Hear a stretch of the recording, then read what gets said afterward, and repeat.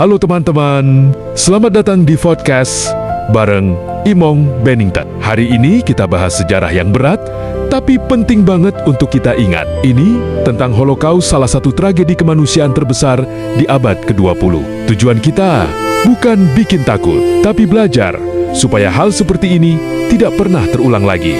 Yuk kita pahami bersama-sama. Holocaust artinya korban terbakar secara keseluruhan. Ini adalah pembantaian sistematis terhadap sekitar 6 juta orang Yahudi oleh rezim Nazi Jerman dipimpin Adolf Hitler antara tahun 1941 ke 1945. Tapi korbannya nggak cuma orang Yahudi. Ada juga warga sipil Polandia, penyandang disabilitas, kelompok Roma, tawanan perang Soviet, dan kelompok lain yang dianggap tidak sesuai oleh Nazi. Total korban diperkirakan lebih dari 11 juta orang. Kenapa ini bisa terjadi? 1. Ideologi kebencian. Nazi menyebarkan propaganda bahwa orang Yahudi jadi penyebab masalah ekonomi Jerman setelah kalah Perang Dunia ke-1. 2. Diskriminasi tahun 1933 sampai 1939. Orang Yahudi dicabut haknya, dilarang kerja, sekolah, sampai pakai lencana bintang kuning. Sri.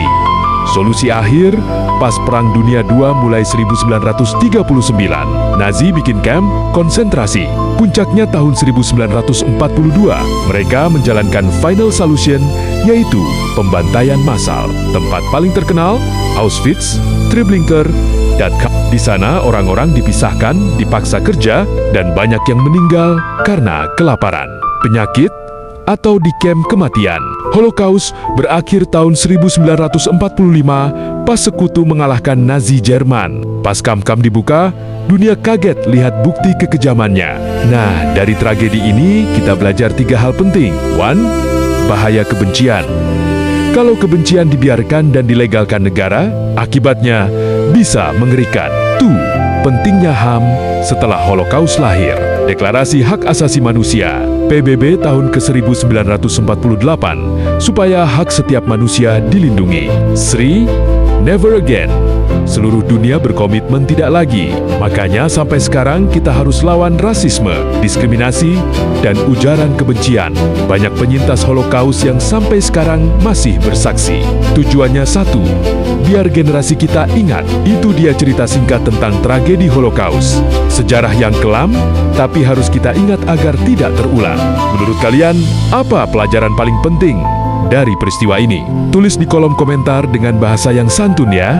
Jangan lupa like dan subscribe. Kalau kalian setuju, kita harus terus belajar dari sejarah. Saya Imong Bennington. Karena mengingat sejarah adalah cara kita menghargai kemanusiaan. Sampai ketemu di podcast berikutnya.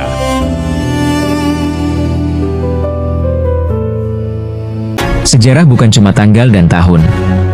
Sejarah adalah darah, air mata, dan cerita yang harus kita ingat.